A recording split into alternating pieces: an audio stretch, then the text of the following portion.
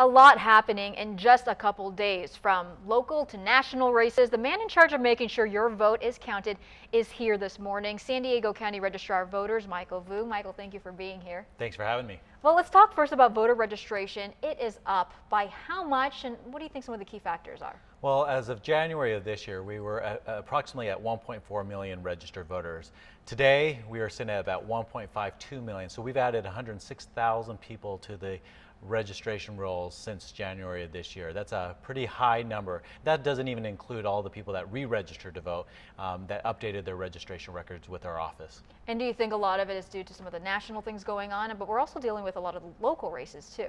That's correct. Whenever you have a presidential election year, you're going to have a lot more energy associated with the election.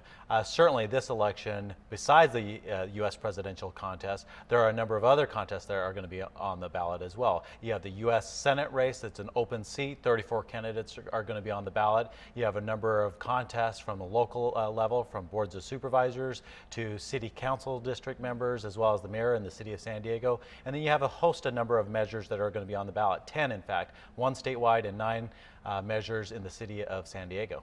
So presidential race, what kind of projected turnout do you anticipate?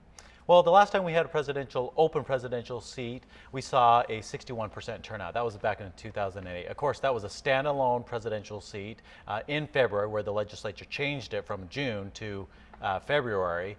So we saw 61% turnout. We might get to 60% turnout. I am always the eternal optimist when it comes down to the turnout. We will certainly see that when our mail ballots come in, though. We're over 100, actually 200,000 mail ballots have been returned to date. We expect many more to come in. We've sent over 950,000 mail ballots, so we know that there are hundreds of thousands of mail ballots still in circulation. So more and more people choosing to vote that way. That's correct. You know what, this has been an ongoing trend. The last time we had a general election where there were more mail ballots cast than polls ballots cast was back in 2010. But the trend of mail ballot voters has grown over 400% since 2004. So that only increases even more this go around, where again we've sent out over 950,000 mail ballots. To date, out of the 1.52 million registered voters we have on the rolls, 61% consider themselves a permanent mail ballot voter. Now, those 200,000 ballots that have already been turned in, those are the ones that are going to be counted first? That's correct. We're already in a process of scanning and tabulating them. We have hundreds of individuals back at our offices verifying all of those mail ballots, opening them out, extracting the ballot out of the envelope, and then scanning them into the system. Of course, we can't release the election results until Tuesday night at 8 p.m. Now, in other primaries, we've heard about mistakes, whether it be something with the machine or human error, some type of misreporting. How are we going to avoid that here?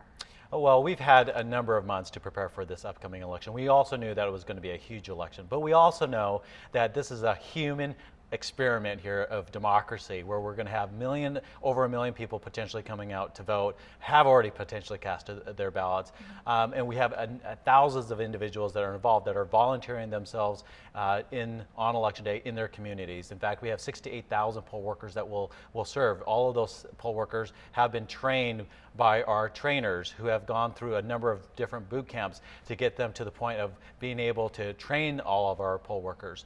We have 1,522 voting precincts that are going to be out there on election day, serving all of the 1.5 million registered voters out there. So in our office, we ramp up from 64 full-time employees to 600 to 800 individuals. Our growth in terms of our staff, just at our Registrar of Voters office, has grown over 1,000% to prepare for this election. In terms of ballots, we've ordered over 1.3 million ballots for the polling places themselves. That doesn't even include all the mail ballots that we have sent out. So this election is very unusual in the fact that political parties really get to say as to who gets to vote on their presidential candidates. And so that brings up a difference in terms of voter participation levels. Nonpartisan voters are going to have the ability to vote on one of 4 different party ballots. That is the nonpartisan ballot, the Democratic ballot, the American Independent Party ballot or the Libertarian Party ballot. That generally doesn't occur for any other types of election except for a presidential primary election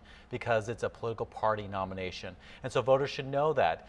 We have done a number of media releases as well as public service announcements, not just in English, but also in our 4 federally covered languages, Filipino, Spanish, Vietnamese, and Chinese.